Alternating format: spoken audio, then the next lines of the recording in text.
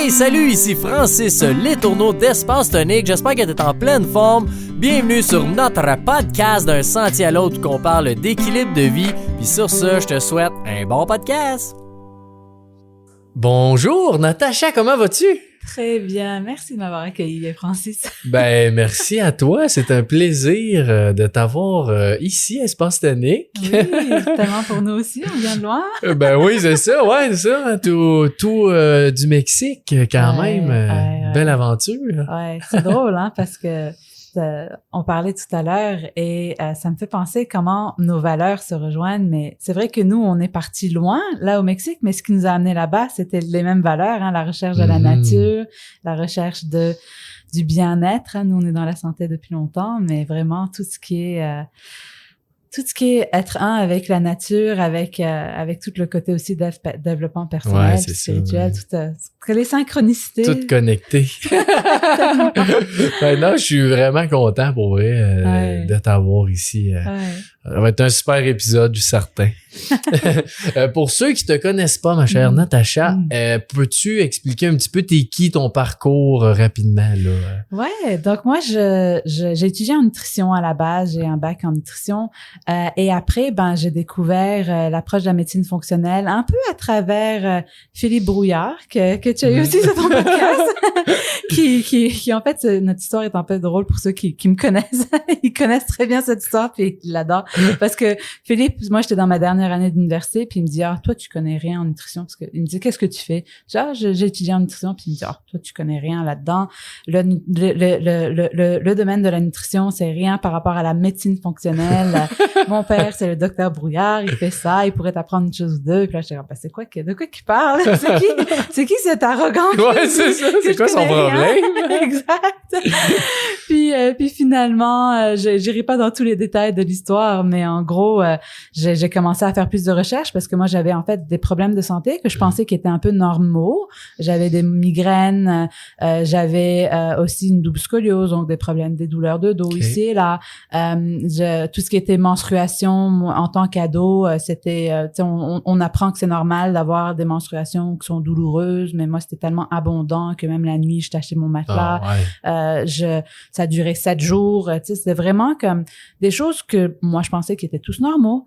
Et là, quand j'ai commencé à faire cette formation, cette certification, qui est en fait, pour ceux qui savent pas c'est quoi la médecine fonctionnelle, ça s'appelle médecine, mais c'est pas vraiment de la médecine. C'est une approche qui regarde le style de vie.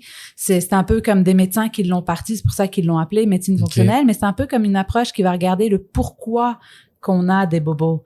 Au lieu de se focaliser sur c'est quoi ton diagnostic ou c'est quoi la maladie, on va se focaliser sur le pourquoi. Donc c'est plus le pourquoi que le quoi, hein. OK, ouais. Donc c'est beaucoup axé sur le microbiote, on va parler d'alimentation, on va parler des hormones, de gestion de stress, etc. Donc on va comme vraiment faire un peu un travail de détective. Puis c'est un peu ça dans à la base, quand que Philippe m'a parlé de ça, moi, je voulais lui prouver qu'il avait tort. Donc, je commençais à faire des recherches. J'ai comme, c'est quoi cette approche?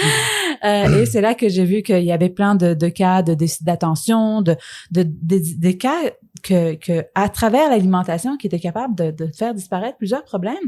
Et c'est un peu à travers le travail de détective que j'ai commencé à appliquer sur moi-même que je me suis rendu compte que, je pensais que mes problèmes de gaz ou de ballonnement ou de constipation, diarrhée, que c'était normal, hein, après qu'on mange, c'est normal d'être ballonné. Je pensais qu'il y avait, c'était la bouffe qui prend le stress. Mais finalement, non. Et donc, c'est un peu à travers ce travail de détective que sur moi-même que j'ai fait, et qu'après, en apprenant à propos des hormones, que je me suis rendu compte que, il y a des choses qu'on peut faire quand on a des menstruations longues. Et donc, après ça, moi, maintenant, ça dure 2 jours, je sens rien, j'ai plus de douleur.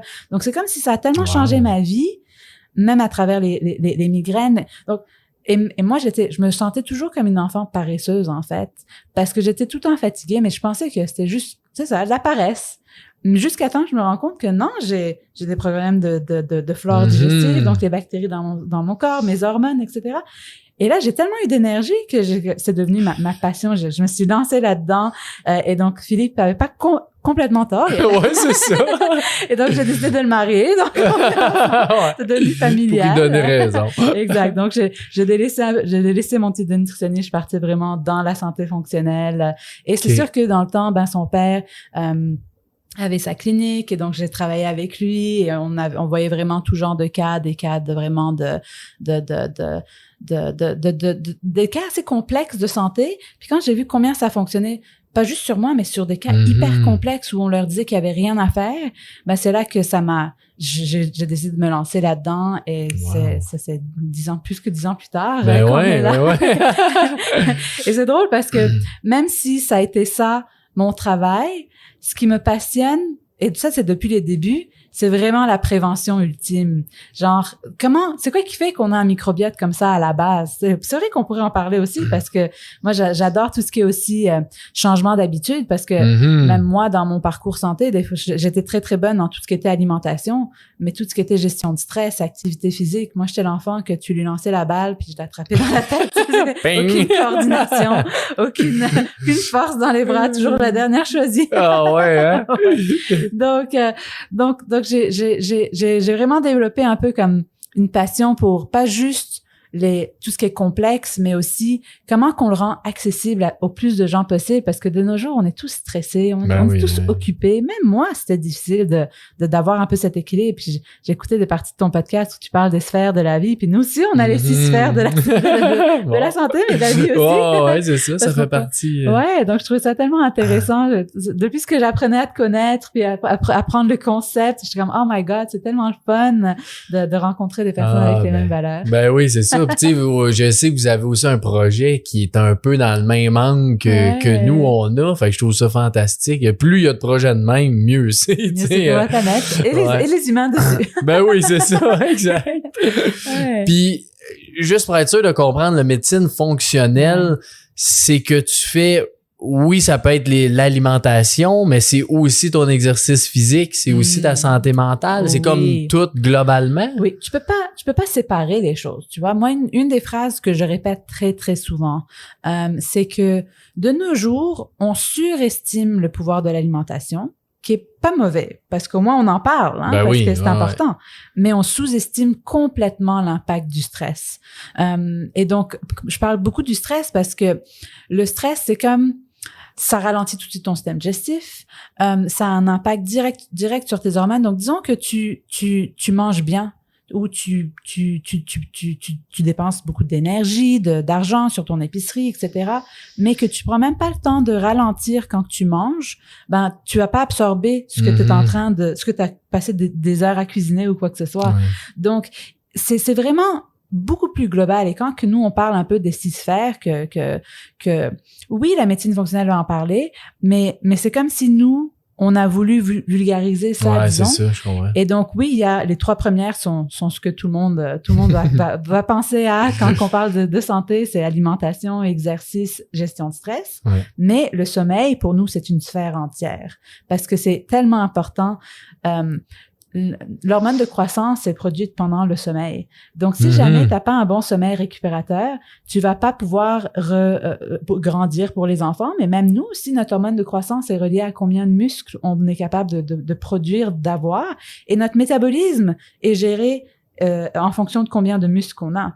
Donc, si jamais, par exemple, avec l'âge, surtout dans les 50 dernières années, on a beaucoup vérifié tout ce qui était gras, tout ce qui était protéines. Ouais. Donc, on mange... Ça, c'est aussi une autre chose, hein. Il y a tellement de choses qu'on pourrait parler en nutrition, mais les protéines, c'est quand même important aussi. Et si jamais on mange pas assez de protéines, ben, on a moins de masse musculaire avec l'âge, puis on croit que c'est à cause de l'âge que notre métabolisme ralentit, mais que c'est finalement juste parce qu'on perd notre masse musculaire. Parce que si jamais tu fais de l'exercice, souvent les gens vont croire que si j'ai pas assez de muscles, c'est parce que je fais pas d'exercice. Mais si tu fais de l'exercice va créer des micro-déchirures dans ta musculature. Et ce que tu vas manger après, dans le 20 minutes après, comment tu vas récupérer, c'est ça qui va faire que tu vas reconstruire ta masse musculaire. Mais si tu récupères pas dans des 20 minutes après ton entraînement, tu vas en fait créer de la perte musculaire avec ton entraînement au lieu du gain musculaire. Donc, il y a tous ces mythes, en fait, que les gens, et moi, c'est ça que j'adore démystifier, vulgariser avec la science. Je vais toujours avoir les études scientifiques là. Et montrer que c'est pas vrai qu'avec l'âge, on est supposé dépérir. Moi, c'est un peu ce que j'appelle renverser la ligne de vie. Qu'avec l'âge, en fait, au contraire, t'as plus d'expérience. C'est un peu comme si tu fais juste 10 push-ups à tous les jours. Alors, dans un an, est-ce que tu vas être plus fort ou moins fort, tu sais? Ouais, tu vas être plus fort. Exact, par juste 10 push-ups, tu vois. Donc, avec le temps, ben, t'as plus d'accumulation qui se fait et ça crée justement cet effet. Mais je trouve ça intéressant ce que tu dis que parce qu'on dirait que c'est normalisé de vieillir, puis être moins en forme, puis moins d'énergie, puis moins de tout. Mais c'est vrai que pas nécessairement. Tu sais, il y en a, puis c'est facile à voir. Il y a du monde de 80 ans qui sont top shape, puis ils courent encore, ils font des marathons. Puis là, c'est pas juste parce que lui il est spécial. Là, c'est la façon qu'il a vécu sa vie qui l'a amené à être comme ça. Tu sais. Et c'est ça que moi, j'adore, justement, dans notre programme. Notre programme s'appelle Vitalité pour moi, parce que c'est vraiment comme pour chacun, où est-ce qu'ils sont rendus et quelles sont les micro-actions qu'ils vont pouvoir choisir pour eux-mêmes, que ce soit dans le sommeil, que ce soit, justement, on avait parlé alimentation, exercice, gestion de stress, sommeil. Après ça, il y a l'environnement. Et là, quand on parle d'espace tonique, la nature, combien c'est important, combien nos maisons sont encore plus polluées à l'intérieur qu'à l'extérieur. Même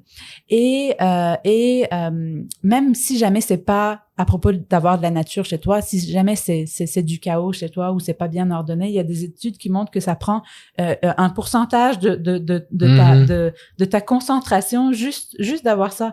Et moi, c'était fou combien, même ce que tu portes, on a fait une masterclass là-dessus parce que Vitalité pour moi, c'est une série de masterclass. C'est comme un peu devenu une encyclopédie de santé. Donc, qu'est-ce que tu as comme défi dans ta santé? Tu vas aller écouter cette masterclass. On en a tellement maintenant. Ça fait depuis 2020 qu'on a parti Vitalité pour moi où on fait une masterclass aux 2 mois. Donc là, après ça, c'est traduit un peu en 3 micro-actions à des différents niveaux. Donc là, ils ont toute la liste de micro-actions par rapport aux différentes sphères qu'ils peuvent faire. Et on en a une même sur qu'est-ce que tu portes? Parce que ça m'avait surpris.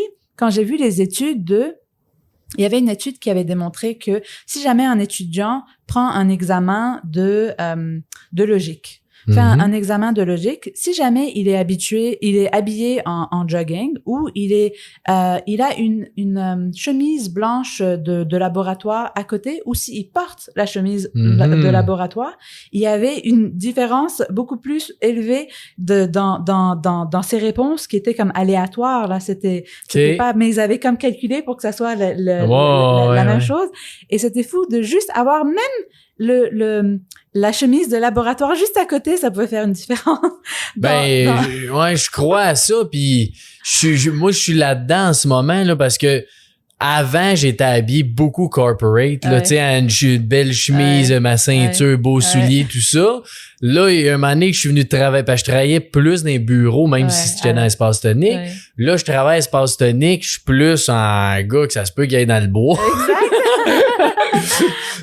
Puis des fois je me questionne vraiment à me dire c'est vrai que j'agis pas pareil quand je suis habillé en chemise qu'en coton ouaté, mais d'un autre sens, je me dis d'avant pourquoi je voudrais agir aussi différemment. Exact. Peut-être qu'en coton ouaté, j'agis bien, puis je suis juste plus relax, tu sais. Fait que t'as d'autres idées qui te viennent en tête. Ça.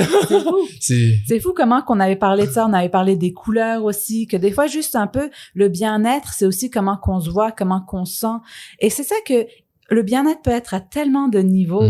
Et c'est pour ça que c'est le fun quand on parle de globalité et puis de différentes sphères. Parce que tu vois, la dernière sphère, c'est la sphère de la communauté. Et je sais pas si Philippe, il a parlé, parce que je sais qu'il est venu sur ton podcast, mais je sais pas s'il a parlé de l'étude de Harvard. Non. OK, ça là, c'est mon étude préférée. Ceux qui me connaissent ou qui me suivent sur les médias, ils m'entendent en parler tout le temps. Puis il faut la répéter tout le temps parce que on n'en parle pas assez. C'est une étude de Harvard qu'ils ont fait. Ils ont suivi des personnes de l'âge de genre 18 ans jusqu'à... Elle continue encore, ça fait 80 ans qu'ils suivent ces personnes-là, ce groupe-là. Et donc, ces personnes-là sont proches d'avoir 100 ans. Là. Et donc, il y a 4 différentes générations de chercheurs qui continuent à analyser les recherches. Et ils ont remarqué que le facteur numéro 1 qui faisait que les gens étaient plus en santé à 80 ans, parce que c'était à 80 ans qui ont sorti ces statistiques-là, c'était pas ton sucre, le niveau de ton sucre dans ton sang ou ton niveau de sédentarité, donc si tu bouges ou pas, c'était pas ton niveau de cholestérol, c'était pas ton niveau de combien d'argent tu faisais, ta profession. Le facteur numéro 1, c'était la qualité de tes relations. Ah ouais, hein? Donc, combien c'est important, justement, de s'entourer de gens avec les mêmes valeurs, d'avoir des espaces comme ça où on peut se rejoindre avec des personnes. Des fois, juste des espaces comme ça, c'est vraiment des fois ce qui fait que tu marches, puis là, tu rencontres quelqu'un, puis hey, moi aussi. Ouais, c'est ça, exact. Donc, c'est tellement important, là, je vais l'utiliser parce qu'on parle beaucoup de communauté. Je donnerai la référence, elle est magnifique. Mais je pense que j'ai déjà entendu ça, ça me dit quelque chose. Là, fait que, non, mais je crois à ça, moi, beaucoup, là, tu sais, mais oui, plus c'est pas nécessairement des amis, mais ça peut être des amis, ça peut être de la famille, ça peut être des gens que tu reconnais, que tu te comprends, t'es capable de t'aider et il y a quelque chose de merveilleux là-dedans. Tellement important. Et c'est pour ça que moi, j'aime vraiment comme montrer que ça peut être simple, la santé. C'est pas obligé d'être compliqué. Et des fois, on se focalise sur des choses qu'on pense qui vont nous donner un impact ou un peu comme ce que je disais, de nos jours, on surestime beaucoup l'alimentation et on est rendu des fois de l'autre bord, hein, on est rendu comme trop, on a peur de un repas, j'ai mangé quelque chose qui me fait pas bien ou quoi que ce soit. Et des fois, juste ce stress qu'on a créé autour, puis c'est drôle parce que moi, j'ai des programmes entiers en ligne qui parlent de comment resetter sa flore digestive, etc. Donc oui, on parle d'alimentation, mais il faut parler du reste aussi. Est-ce que, comme par exemple, il y a une étude qui a montré que si tu sais un peu comment qu'on entend souvent parler, il faut mastiquer, genre, je sais pas combien, 27 fois avant d'avaler, tu sais. Mais il y a une étude qui a calculé que si jamais certaines personnes étaient stressées, mais qui mastiquaient pendant genre 1 ou 2 minutes, comparé à des personnes qui sont pas stressées et qui mastiquent juste comme 30 secondes, les personnes qui étaient pas stressées et qui ont moins mastiqué avaient beaucoup plus de sucre gastrique dans leur salive, donc des enzymes qui dégradent la nourriture, que les personnes qui étaient stressées. Donc même si tu mastiques pendant je sais pas combien de temps, si tu es stressé, oublie ça, ton système digestif pense qu'il y a un danger. Donc c'est pas le temps de digérer parce que ton système digestif c'est 60% de ton corps. Et c'est quasiment 90% de tes cellules parce que tes bactéries dans ton système digestif, il y en a beaucoup. Exact. Donc t'es quasiment plus bactéries que t'es quasiment juste un transporteur pour ces bactéries. Ouais, c'est ça. Et donc, en gros, si jamais tu es en danger, ton corps, il veut te faire survivre et donc il veut que lui, il imagine qu'il y a un lion qui te court après, donc il veut te faire courir le plus vite ou te battre. Et donc, il réoriente tout le flux sanguin, tout le sang qu'il y a dans le système digestif et il le réoriente au maximum vers tes muscles pour pouvoir te battre ou fuir.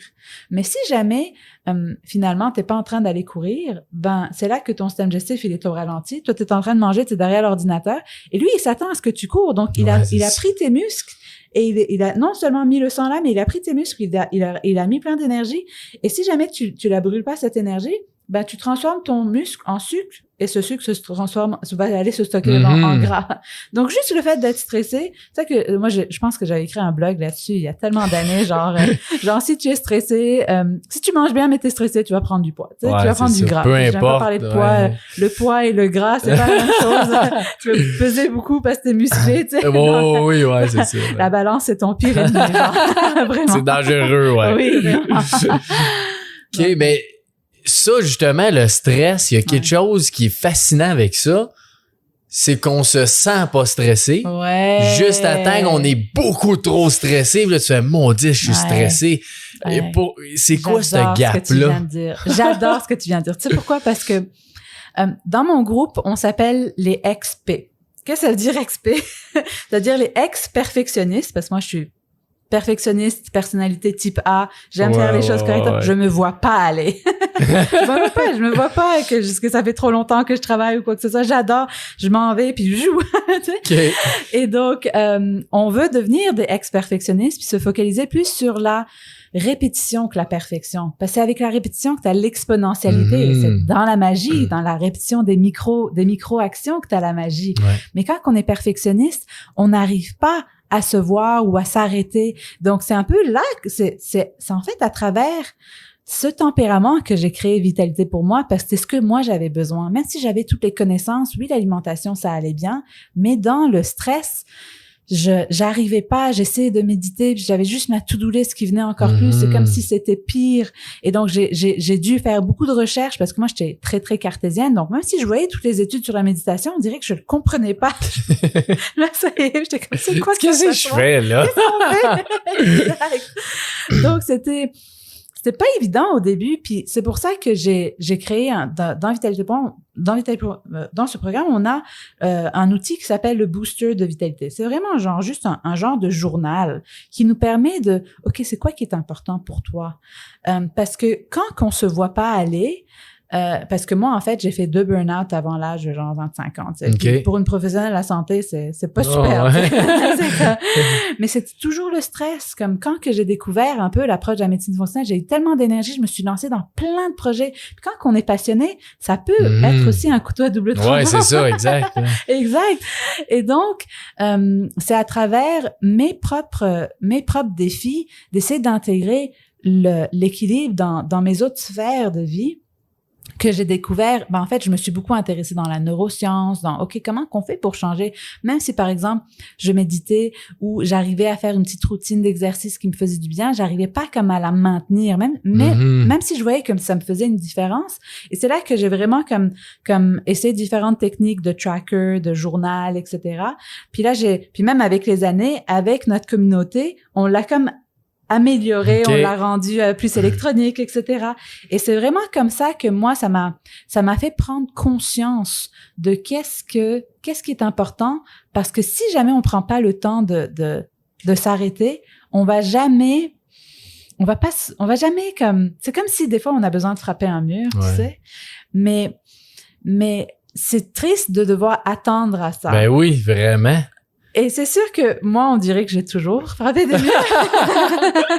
Et tu vois, c'est drôle parce qu'avec Philippe qui parle de sciences quantiques puis de spiritualité, maintenant, je le comprends de plus en plus parce que je suis très cartésienne, j'ai besoin de cette science. Ouais. Et heureusement, parce que maintenant, j'ai plus besoin autant de frapper un mur, je suis capable de l'écouter beaucoup plus tôt. Mais avant, c'était tout le temps, genre, c'était comme si... C'est drôle parce que je pense que quand on est passionné puis qu'on fait une différence dans la vie des gens, on veut tellement en faire plus, que des fois, on pense pas qu'il y a une autre façon de faire. Et c'est drôle parce que c'est quand, après, je pense que c'était la 3e thérapeute que j'essayais de former parce que nous, moi et Philippe, ça faisait 13 ans qu'on était ensemble. On voulait laisser du temps à notre vie personnelle. On voulait des enfants. Et si moi, j'allais en congé de maternité, c'était 5 de mes employés qui allaient au chômage parce que moi, tout dépendait de moi. Et donc, j'avais essayé de former d'autres praticiens. Et là, rendu à la 3e, qu'elle aimait tellement ça qu'elle dit « OK, je vais retourner aux études ». Puis là, j'étais à 3 mois de sortir une certification pour professionnels où là, justement, plus de professionnels auraient pu, parce que j'ai une liste d'attente de professionnels qui veulent avoir un peu tout le côté d'expérience clinique que moi, j'ai été tellement chanceuse d'avoir avec le docteur Brouillard avant qu'il prenne sa retraite. Donc c'était à propos de OK, comment transmettre ça? Ouais, c'est ça. Et en même temps, donc là, j'étais comme, OK, j'ai formé une autre praticienne, mais juste avant on était à 3 mois de lancer la certification, elle m'a annoncé qu'elle voulait retourner aux études, puis elle voulait pas attendre parce qu'elle avait d'autres projets avant. Donc là, c'était comme, oh mon Dieu, il faut que je recommence encore avec quelqu'un. Ça repoussait la certification. Et c'est à ce moment-là que vraiment, j'ai eu comme, il y a une idée qui m'est popée en tête. Et j'ai dit, on arrête les programmes cliniques. Et c'était fou parce que les programmes cliniques, c'était vraiment tout comment recéter le microbiote pour les personnes qui ont des différents défis difficiles de santé. Donc c'était comme un gros choix parce que il y avait personne d'autre à qui je pouvais référer. Ouais. Et donc, en gros, c'était difficile comme décision, mais c'était comme, je regardais Philippe et j'ai dit, j'arrête les programmes cliniques, puis il me regardait comme ça, puis il me dit, attends une seconde, on va parler de ça. Wow, tu peux pas juste décider ça. Mais pour moi, c'était clair, parce que je pense que j'étais rendue à un point où, des fois, quand on essaye, et je sais pas si Philippe, il en a parlé, mais il me dit tout le temps, on n'est pas des fers humains, on est des êtres humains. Ouais, j'adore ça. Moi aussi, je l'aime beaucoup. C'est vrai. Et moi, je faisais. Et il me disait tout le temps, Natacha, il y a sûrement une autre façon de faire. Je dis, non, il faut vraiment faire ça comme ça. Et c'est en arrêtant les programmes cliniques, que là, quand on l'a annoncé publiquement, tous nos clients étaient comme heureux pour nous parce qu'ils savaient combien de temps combien de temps que ça faisait qu'on était ensemble, ils disaient oui, va faire ta famille, puis tu reviendras. Mais finalement, en arrêtant les programmes cliniques, on avait encore une grosse demande, on recevait des courriels à chaque semaine. Si vous êtes sûr, vous pouvez pas juste me prendre à moi ou quoi que ce soit. Et donc là, après 8 mois, j'ai décidé de faire nos programmes cliniques sous forme de groupe. Donc, au lieu que je vois les personnes en individuel, parce que moi, on avait déjà tout ce qui pouvait être, tout ce que je répétais plus qu'une fois, toute l'éducation, je l'avais fait en programme éducatif avec des vidéos. Donc, déjà, on avait comme beaucoup une base, fait. Là, c'est ça. On avait beaucoup fait pour que tout ce qui, que moi, tout ce qui ne dépendait pas de moi absolument, comme toute la personnalisation qu'il fallait que je fasse dans les consultes, on l'avait fait en vidéo, tout ça. On avait tout essayé pour que je puisse voir le plus de gens possible, parce qu'on avait tout le temps des listes d'attente. Et donc là, quand que j'ai fait le format de groupe, c'était fou parce que c'était comme si ça a créé une synergie. Au début, moi Philippe, il m'avait parlé de ça depuis des années. Et je disais, non, c'est en individuel, c'est complètement différent. Je pourrais pas faire ça en groupe. Et là, je me suis dit, essayons-le. Et donc là, on a essayé en groupe et ça a été tellement magique parce que des résultats que j'avais en 6 à 12 mois de programme en individuel avant, j'étais capable de les avoir en 3 mois. Non seulement c'était plus accessible pour les gens, c'était plus profitable pour moi, mais c'était aussi, je le faisais en 10% du temps, peut-être pas 10%, mais beaucoup moins de temps. Et c'était magnifique parce que chaque personne disait, mon Dieu, en écoutant cette personne, elle a parlé de ça, je savais pas moi si j'avais ça. Et l'effet, c'est comme si ça a créé que j'étais capable de personnaliser, de répondre aux questions de chaque personne et que ça a amplifié les réponses des autres et ils comprenaient encore plus. C'est fou. Et en plus, il y a plein de nouveaux protocoles qui sont arrivés. Il y a vraiment en groupe, c'est vraiment puissant. Là, tu sais, on l'a fait, nous, on l'a arrêté pour l'instant. On avait un programme qu'on appelait le Bucket List, qu'on accompagnait les gens sur 1 an, à chaque 6 semaines, à réaliser leur rêve de l'année, tu sais. J'adore. Puis justement, dans le groupe, c'est ça que ça faisait. Là. L'autre connaît quelqu'un qui l'autre connaît, que là, lui, il y a un truc, puis là, tu tabarouette, ça s'aide naturellement, tu sais. Fait que avant de continuer, je vais fermer le chauffage parce qu'on se croirait au Mexique. Très efficace. Moi, je vais partir parce que c'est le temps. Pour ça, en audio, il fait chaud dans notre coin.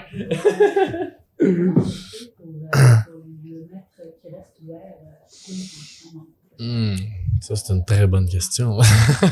Je sais pas. Pas grave, on le regardera de temps en temps. Je vais juste revenir au stress pour toi. Là. Comment faire pour voir ce stress-là avant qu'il soit trop tard? Ouais. Parce que pour moi, comme j'ai tellement de fois dans ma vie que j'ai frappé le mur pour pouvoir le voir, j'ai comme appris que je pouvais pas me faire confiance avec ça.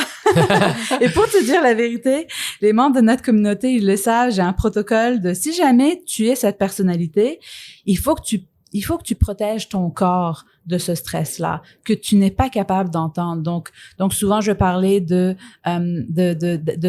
différentes herbes adaptogènes que tu peux prendre qui vont aider à régulariser ton hormone de stress, ou par exemple, quelque chose d'autre qui est super important.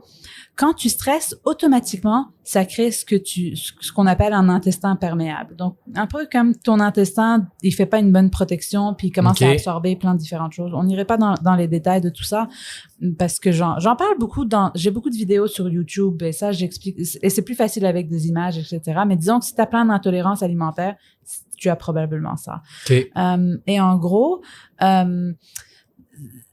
souvent, les gens pensent que c'est une mauvaise alimentation ou une mauvaise flore qui fait que tu as ces problèmes-là au niveau digestif. Et oui, ça peut le faire, mais le stress le fait directement. L'alcool le fait directement. Donc, on sait pas à propos de vivre dans une bulle puis plus jamais stresser ou plus jamais boire d'alcool, mais c'est de savoir comment récupérer. Et donc, par exemple, nos cellules digestives, il y a leur source d'énergie préférée, c'est ce qu'on appelle un acide aminé, c'est comme une protéine, disons, qui s'appelle la glutamine. Et justement, nos cellules digestives, c'est ce qu'on appelle des cellules épithéliales. C'est les mêmes cellules qu'on a sur notre peau. C'est un peu comme toutes les cellules qui vont être comme une protection, une barrière protectrice avec l'extérieur, comme notre peau, mais notre système digestif de la bouche jusqu'au derrière, c'est un tube aussi qui est constamment en contact avec l'extérieur. Et donc, la glutamine, c'est quelque chose qui va régénérer très rapidement. En fait, c'est la source d'énergie préférée des cellules épithéliales. C'est pour ça que les grands brûlés à l'hôpital, ils leur donnent de la glutamine en intraveineuse, donc pour qu'ils aient des grosses quantités et que leurs cellules puissent se régénérer plus rapidement. Donc, c'est la même chose au niveau digestif. Donc, si tu sais que tu es stressé, prends un petit scoop de glutamine que tu bois ça dans ton smoothie ou quoi que ce soit le matin, ou moi, je le fais comme le soir. Je me dis, est-ce que j'ai été stressée aujourd'hui? Ok, je le ça va pas du bien. C'est juste plus simple. Mais c'est sûr que ça, c'est encore du patching. Hein. Souvent, c'est comme, on se rend pas compte combien aujourd'hui on peut patcher avec l'alimentation ou avec des suppléments ou quoi que ce soit. Faut aller plus loin dans se connaître en termes de pattern, etc. Donc, par exemple, oui, ça m'est tellement arrivé que j'ai frappé un mur que maintenant, moi, mon outil de, OK, c'est quoi mes bonnes habitudes que j'ai besoin pour être bien? C'est un peu comme mon rappel.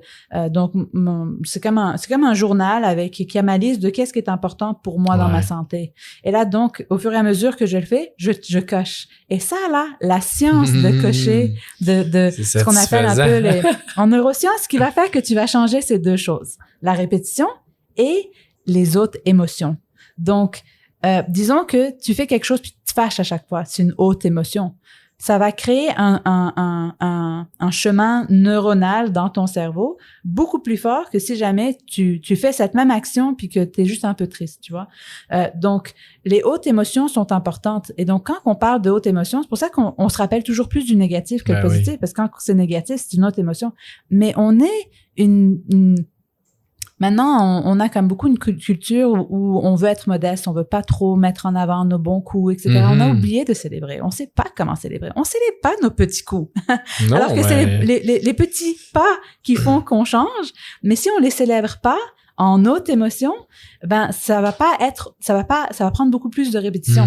Donc nous, c'est un peu ça qu'on a dans notre communauté, dans notre programme. C'est OK, on a l'outil qui te fait te rappeler de qu'est-ce qui est important pour toi, pour que tu sois capable de le répéter, et qu'à la fin de la semaine, tu fais wow, je l'ai fait 5 fois sur 7. Ouais, c'est ça. Mais même dans notre communauté, on encourage les gens à ce que à chaque fois qu'il est fait, viens célébrer dans la communauté en haute émotion. Ben oui, célèbre tes petits coups, puis tu sais, t'as aucune idée combien tu vas pouvoir motiver quelqu'un d'autre et comment ça va te rendre encore plus heureux, le cercle un peu de... Ouais, puis c'est impressionnant quand tu te mets à penser qu'est-ce que je peux célébrer. Tu sais, j'avais fait un parcours de célébration ici, tu prenais 1 heure, puis là, il y avait plein de questions pour voir justement dans ta semaine ou dans ta journée, tout qu'est-ce que tu as fait. C'est fou, là, qu'est-ce que tu fais d'une journée ou d'une semaine ou d'un mois ou d'un an. Ouais. C'est capoté. Surtout si t'es un perfectionniste, tu le vois pas du tout. Donc, il faut prendre le temps. C'est ça. Souvent, on a l'impression, j'ai rien foutu aujourd'hui. Encore. Moi, à un moment, il fallait quasiment que je me mette un outil, un timesheet, où je mets quelle heure il est, qu'est-ce que j'ai fait. Parce que des fois, surtout quand t'es entrepreneur, t'as une chose que tu penses que tu vas faire, puis là, tout d'un coup, c'est comme, oh non, c'est vrai, oui, j'ai ça. Là, tu commences à faire ça que t'avais besoin finalement, que oui, c'était important que tu mettes le temps, mais là, toute ta liste de 3 choses que tu voulais faire aujourd'hui, là, finalement, t'en as fait comme 15, mais tu te rappelles juste que t'as pas accompli les 2 autres que tu voulais. Tu sais. Ouais. Donc ça, moi, ça m'avait aidé parce qu'à la fin de ma journée, j'avais comme toutes les choses que j'avais accomplies, puis ça m'a aidé à voir. Donc, j'ai comme développé des outils aussi dans la communauté. Je dis, OK, si t'es entrepreneur, ça, c'est l'outil pour toi. Ouais, c'est ça. Donc, moi, j'adore partager tout ce que je fais pour moi qui fonctionne. Oh, ouais, ben, tu sais, moi, le soir, puis là, j'ai plus de difficultés depuis que j'ai mon 2e bébé à avoir cette constance, cette discipline-là. Mais d'habitude, tous les soirs, j'écrivais justement dans la journée. Tu sais, ouais, c'est ça. Qu'est-ce que je suis fier ou qu'est-ce que je suis content. Tu viens de me rappeler. Moi et Philippe, on le faisait tous les soirs. On se disait nos 3 gratitudes. Et depuis qu'on a eu Naya, donc notre petite fille qui a maintenant 4 mois, on a arrêté. Je sais. C'est vrai qu'il faut se réadapter, hein. Ouais, vraiment.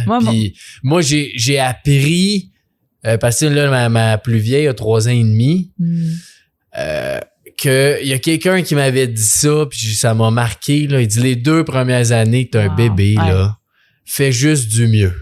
J'adore que puis il dit le reste, puis là, ça m'a comme fait, wow, c'est vrai, il me met une méchante pression. Tu sais, j'avais un bébé naissant, là, je voulais continuer de m'entraîner, continuer de méditer, continuer de voir mes amis, continuer de voyager, tout faire ce que je faisais avant, c'est impossible, tu sais. Ça prend tellement d'énergie, puis il m'avait dit ça, il dit, fais le mieux que tu peux, là, les 2 premières années, puis ça va être bon. Et il était un intuitif parce qu'il y a aussi, scientifiquement, au niveau hormonal, pour une femme, après l'accouchement, ça prend 2 ans pour qu'elle puisse retrouver un équilibre hormonal de avant la grossesse. Ah ouais, ça prend 2 ans. Et ça, c'est 2 ans, tu sais, en moyenne. Donc ça, c'est sans compter si jamais on est encore hyper stressé et tout ça. Tu vois ce que je veux dire? Donc, des fois, c'est encore plus difficile, mais souvent, j'ai plusieurs clientes qui, justement, aussi ont eu des grossesses ou quoi que ce soit, et je leur rappelais, rappelle-toi, donne-toi du temps, donne-toi ces 2 années aussi. C'est pour ça que des fois, ils disent d'essayer d'espacer les enfants d'au moins 2 ans parce que de grossesse en grossesse, des fois, t'as même pas le temps de récupérer ta première grossesse. C'était intense, pareil. Ouais, des fois, c'est pas toi qui choisis. Ouais, il y a ça aussi. Mais ouais, c'est ça, c'est de prendre le temps. Puis là, c'est pour ça qu'on dirait que je suis encore plus, tu sais, je te parlais un peu en pré-entrevue de ralentir parce que tout ce que je voulais faire, je peux plus tout faire ça, mais c'est bon aussi. Tu sais, j'ai eu la première fois en novembre dernier, j'ai pris une semaine de vacances à rien faire. C'est puissant. J'avais pas de voyage, j'avais pas d'activité, à rien, là. Ouais. On était à la maison, on se levait, bon, on fait quoi? Bon, des fois, on faisait rien, des fois, on jouait, des fois, on allait au parc, tu sais, mais oui, puis j'avais jamais vécu ça. J'ai trouvé ça tellement bon que c'est sûr, je refais ça. Tu as été un être humain pendant cette semaine. Exact, pas un fer humain. J'adore. Mais ouais. Tu sais, ce que j'ai beaucoup aimé de ce que tu as dit aussi, c'est comment dire ça? On parlait de comment des fois on a l'impression comme on veut tout continuer à faire ou tout ça. Et un peu comme moi, je voulais continuer à faire mes programmes cliniques, mais c'est quand j'ai mis mon pied à terre, je dis non, qu'est-ce qui est important pour moi? C'est ça maintenant. Et que une fois qu'on se priorise, la vie va s'enligner pour que tu puisses avoir, disons, les choses encore mieux. C'est comme si, je sais pas si tu as remarqué ça, mais comme moi, les programmes en groupe, ce serait jamais arrivé si jamais j'avais pas mis mon pied à terre et que je m'étais pas priorisée. Tu vois ce que je veux dire? Et donc, c'est comme si des fois, on a l'impression que, je peux plus faire ça, mais c'est comme si t'as d'autres choses qui s'ouvrent puis qui, des fois, te font arriver à tes objectifs tes réels objectifs, tes réels rêves. Ouais. J'adore quand tu as parlé de bucket list tout à l'heure. Oh my God, j'adore ça. C'est fou comment des fois, on y arrive encore plus et des fois, on se rend compte que je sais pas si tu sais, tu connais la différence des means goals puis des end goals en anglais, là. C'est means goals, ça veut dire des objectifs de moyens et des objectifs finaux. Donc, par exemple, disons que tu dis, il faut que j'aille à l'université étudier en droit, parce que ton objectif final, c'est je veux aider les gens qui sont qui ont des problèmes ou quoi que ce soit. Mais ton objectif d'université, c'est ton objectif de moyen. C'est pas un objectif final. Puis des fois, les gens croient qu'il faut absolument passer à travers lui pour arriver là. Mais que quand tu te focalises sur tes objectifs finaux, finalement, la vie peut-être un autre chemin, là, ouais, c'est ça. Et là, tu y arrives comme plus rapidement en faisant autre chose, comme Philippe, un peu, je sais pas s'il en a parlé dans le podcast, mais Philippe, il voulait aller en médecine. Puis il y a plein de choses qui arrivaient que finalement, il aurait jamais fait un doctorat en sciences quantiques si jamais il avait été médecin. Il aurait jamais eu le temps pour ça. Et genre, il avait toutes les notes, mais toujours un parcours non traditionnel. C'est pour ça qu'on l'acceptait pas. Ouais, c'est ça. Donc, c'était toujours comme, jusqu'au temps où il fait, bon, OK, on va faire autre chose. Et rendu là, moi, j'étais là, et lui, c'est lui qui gérait la clinique, etc. Donc, il arrivait à un objectif, à travers moi. Puis là, après, un objectif encore plus grand de tout ce qui est la santé spirituelle, la santé de l'être. Mais je trouve ça intéressant ce que tu dis que c'est vrai, quand tu prends soin de toi ou quand tu te priorises, même si c'est dur des fois à faire, ça change tout. Tu sais, puis il y a des choses, on dirait que ça se comprend pas vraiment, mais t'as beau travailler 12 heures, tu travailles 12 heures, 6 jours semaine, ça va aller aussi bien que si tu fais 5 jours de 8 heures. Exact. Pourtant, théoriquement, non. Ouais. Mais ça fait ça. C'est vraiment spécial. C'est tout et Philippe, il l'explique, hein, avec toute la science. Moi, je comprenais jamais ça. Parce que lui, il me le disait tout le temps. Attends, juste enlève 1 heure par jour. J'ai dit, non, tu vas pas ça se fait pas. Pas de différence, 1 heure. Mais oui, ça fait une différence. Puis encore là, ce que tu dis par jour, dans le sens, c'est graduel, tu sais. Ouais.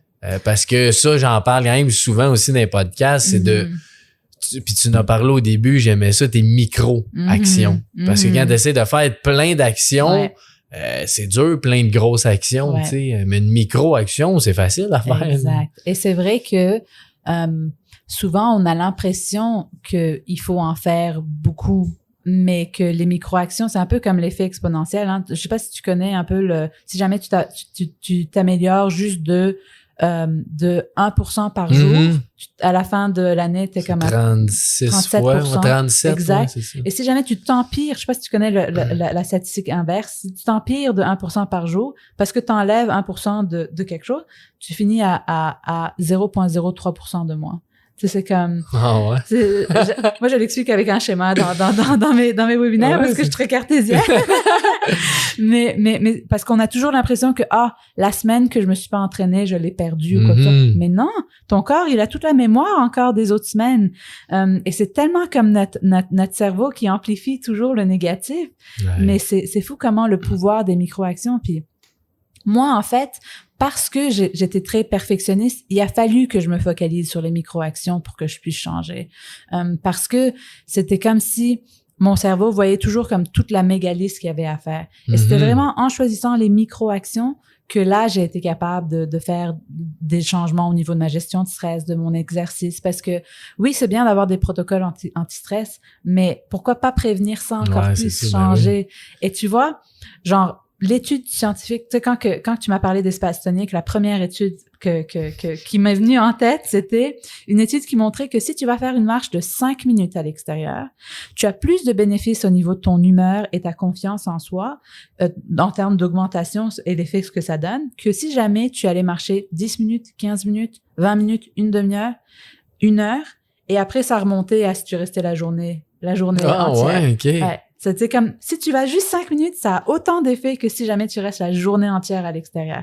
Moi, quand j'ai vu cette étude, j'ai fait, wow! Même la science nous le prouve qu'on n'a pas besoin d'en faire beaucoup. On croit qu'il faut en faire beaucoup.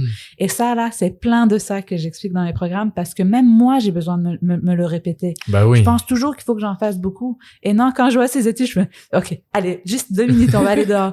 En plus, ils montrent que juste une marche de 5 minutes aussi, a un effet bénéfique sur ta glycémie, donc le sucre dans ton sang après un repas. Donc après ton repas, juste va faire une petite marche, puis ça va avoir beaucoup plus d'impact que si jamais tu essaies de faire plein de diètes ou quoi que ce soit au niveau de ton alimentation. Ouais, puis souvent, c'est qu'on le fait pas parce que c'est 5 minutes. C'est ben trop simple, ça pourrait pas être ça si simple que ça. Exact. Mais... Non, j'ai juste 5 minutes, j'y vais pas. Ouais, c'est ça, mais oui, c'est simple, tu sais. La vie, c'est simple dans le fond. Mais ouais, c'est impressionnant. Ouais. Ouais. Puis, je veux juste revenir tantôt, tu parlais d'intolérance, puis je sais que t'as une façon un peu différente, si on peut dire, de voir les intolérances. Peux-tu parler de ça un peu? Ouais, c'est vrai, parce que c'est vrai que de nos jours, on a l'impression que tout le monde est intolérant au gluten ou aux produits laitiers ou quoi que ce soit. Puis en fait, moi, ce que j'enseigne, c'est que avec l'approche de la médecine fonctionnelle, quand on se pose le pourquoi qu'on a ça de nos jours, et qu'on regarde au niveau digestif, un peu comme ce que j'ai expliqué tout à l'heure, quand on a un intestin qui est perméable, qui laisse rentrer un peu les étrangers, qui fait pas une bonne barrière protectrice, ça fait que tes aliments qui sont pas complètement digérés, des fois s'il y a des trous au niveau de ton intestin, ils peuvent passer au niveau de à travers la barrière. Okay. Puis là, ton système immunitaire qui, lui, fait toujours un peu le check de est-ce que c'est un ami, un ennemi, j'attaque ou pas, si il reconnaît pas l'aliment qui a pas été complètement digéré, il commence à attaquer, créer de l'inflammation, demander des renforts, etc. Alors que c'est un aliment qui est supposé être notre ami, qui est supposé nous nourrir. Et donc, si jamais tu manges du gluten, comme le matin avec 2 toasts, ensuite, ou ton céréal, au lunch, un sandwich, le souper avec des pâtes, c'est ce que tu vas manger le plus souvent que tu vas devenir intolérant. Mais c'est pas l'aliment tant que tel, c'est ton intestin perméable. Et donc là, c'est là qu'il faut que tu regardes, c'est quoi qui a causé ça pour moi? Est-ce que c'était une mauvaise flore à la base parce que la flore se transmet pendant la grossesse. Donc, c'est pour ça que moi, j'adore travailler avec les futurs parents. Donc, les personnes avant de tomber enceinte, rebâtissons la flore de la maman, mais aussi celle du père parce qu'il y a l'alimentation du père qui a un impact. Ah ouais? Il y a une étude fascinante qui a été faite qui montrait que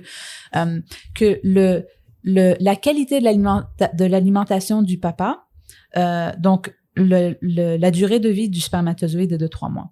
Donc, pendant les 3 mois avant la conception, si jamais le père a pas une bonne alimentation, que ça pouvait être en cause à 50% des fausses couches. Donc, toutes ces femmes qui souvent ont fausse couche après fausse couche, parce que c'est très, très prévalent de nos jours. Ben oui, oui. Et on n'en parle pas assez. C'est tellement... les femmes se sentent complètement isolées quand ça leur arrive et elles pensent absolument que c'est de leur faute parce que, il y a une fécondation. Donc, c'est pas mon mari le problème. Ça marche. C'est après que ça a été, qu'il y a eu un rejet. Et donc, elles pensent vraiment que c'est de leur faute.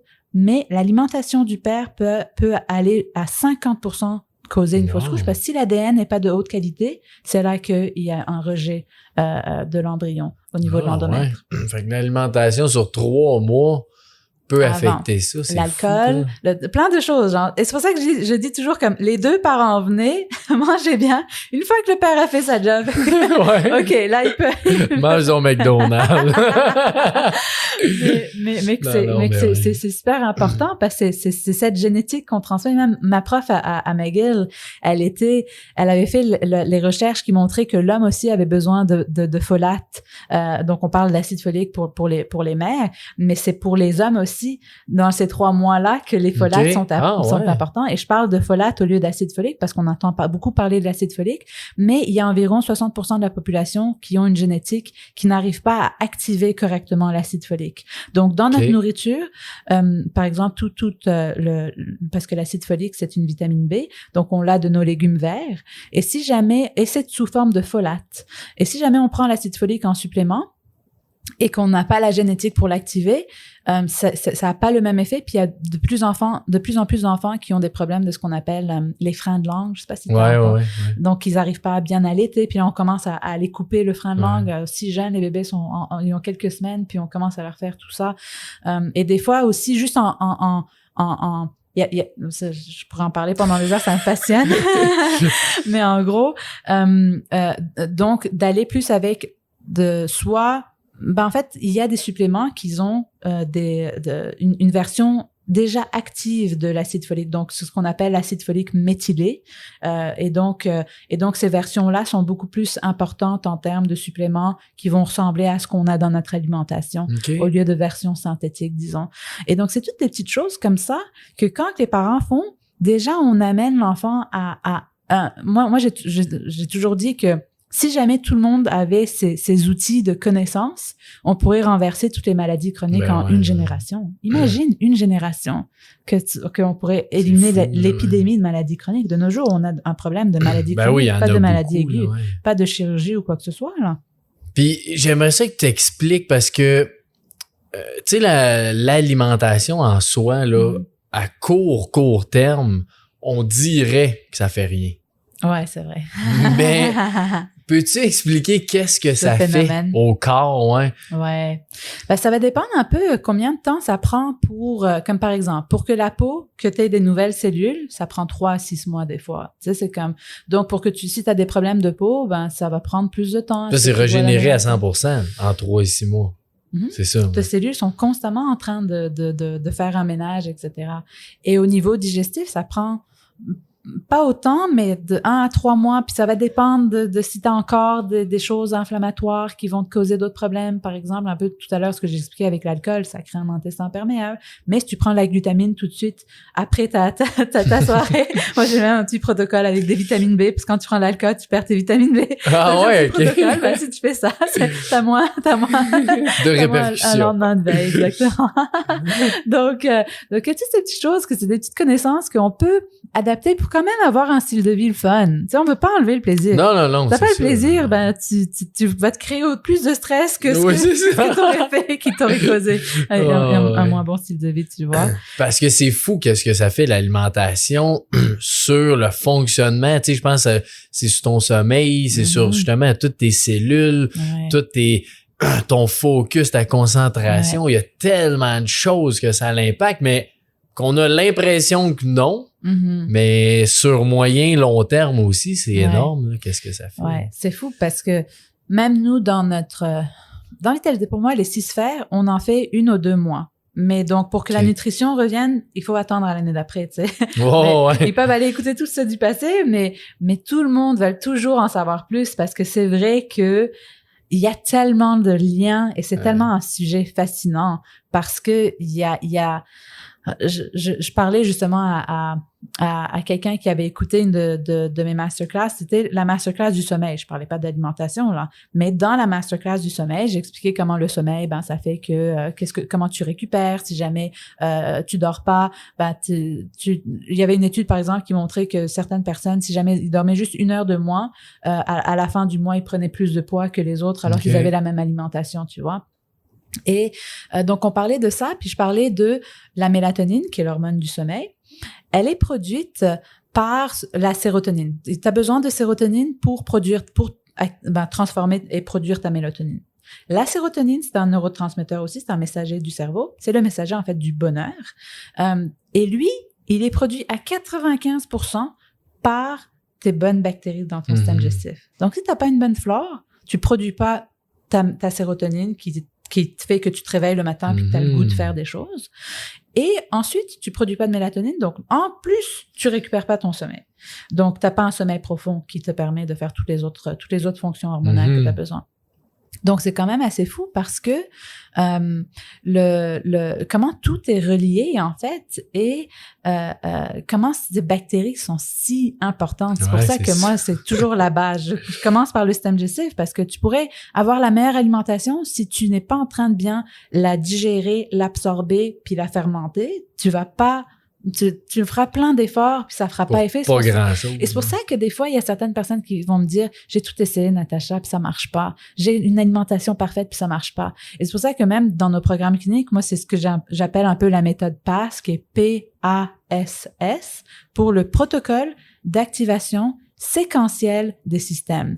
Il faut que tu y ailles dans une séquence spécifique. Si jamais tu commences par tes hormones, mais que la majorité de ton inflammation vient de ton système digestif, ben, tu vas prendre beaucoup d'anti-inflammatoires pour essayer de diminuer ton inflammation. Mais si tu travailles sur ton système digestif, tu n'aurais pas besoin de faire ça, tu vois. Donc moi, surtout que je suis pas...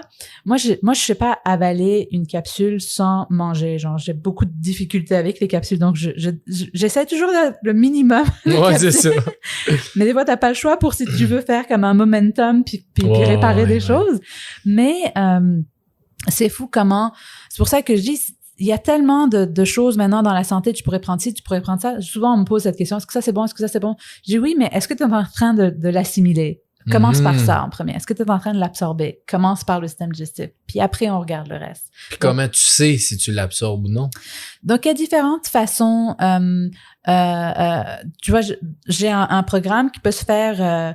c'est un peu comme des vidéos qui expliquent justement toute cette science. Ça s'appelle un peu le reset digestif. Puis ça t'explique comment faire. Ça t'explique un peu les différents nutriments que tu as besoin pour pouvoir bien assimiler. Donc souvent, j'ai aussi un petit questionnaire qui aide les gens à guider, à mesurer, puis à pouvoir savoir c'est quoi leur protocole qu'ils ont besoin de faire pour savoir s'ils en ont besoin ou pas, s'ils ont une bonne assimilation ou pas. Parce que c'est vrai que c'est long. Et même ce cours-là, je pensais qu'il était facile parce que moi, je parle de ces choses tout le temps. Puis là, les gens disent, est-ce que tu pourrais simplifier ça? Je suis comme, OK, oui. Ça a l'air facile, là. Exact. Donc, c'est ça. En fait, quand j'enseignais à l'université, je faisais le programme de santé intégrative c'était dans la faculté d'éducation permanente. Donc, pour les professionnels de la santé, une fois qu'ils étaient gradués. Et j'enseignais le cours d'alimentation anti-inflammatoire. On faisait 14 heures juste là-dessus. Ah ouais. Donc, c'était fou. Et c'était à l'Université de Montréal. Genre, c'est les 14 heures, là, on a essayé de le raccourcir, quoi que ce soit, mais j'ai parlé souvent, je dis, OK, et ça serait ça. C'est pour ça qu'il y a tellement de gens qui me disent, Natacha, peux-tu faire une certification pour professionnel? Parce que on va en savoir plus. Et c'est vrai que moi, j'ai appris avec ma certification en médecine fonctionnelle, mais j'ai beaucoup plus appris sur le terrain, en pratiquant avec le docteur Brouillard, sur des cas tellement complexes. Souvent, le docteur Brouillard, ses collègues lui référaient, ils disaient, voici mes cas poubelles, je sais pas quoi faire avec. et quand on part sur la base, sur la globalité, c'est là qu'on a vraiment. Il a écrit le livre La santé repensée. Je sais pas si t'en as entendu. Ouais, non, mais je l'ai pas lu, mais c'est sûr que c'est dans mes lectures. C'est un livre de chevet que tu peux relire à chaque fois, puis tu sais, comme si tu réapprends encore. Genre même Dr. Brouillard, quand il l'a relu 2 ans plus tard, j'ai appris plein de choses. C'est intéressant. Ouais, c'était super le fun, ce livre-là. Parce que moi, je l'ai aidé à faire toutes les références scientifiques parce qu'il disait tellement des choses comme que c'était nouveau pour beaucoup de gens que je dis, il faut que tu aies la science là-dedans. Et donc, on a toutes les références pour vraiment montrer que c'est basé sur la science. C'est pas n'importe quoi. C'est hot, ça. Ouais. Puis t'aurais-tu un conseil, un truc ou quelque chose que tu veux partager avant qu'on finisse ça?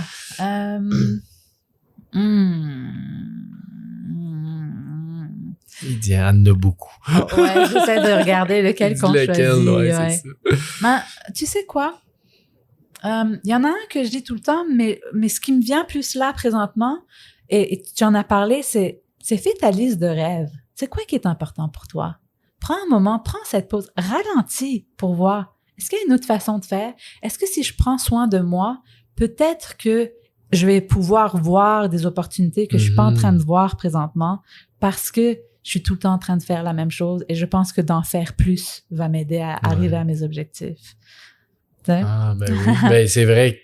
Je pense que plus on est dans ce qu'on aime, dans ce qu'on est bien, dans ce qui est facile, parce que souvent quand t'es bon, c'est facile. C'est vrai. Je pense que c'est ça, c'est un secret de vie. Et en sciences quantiques, il le prouve. Oui, c'est ça.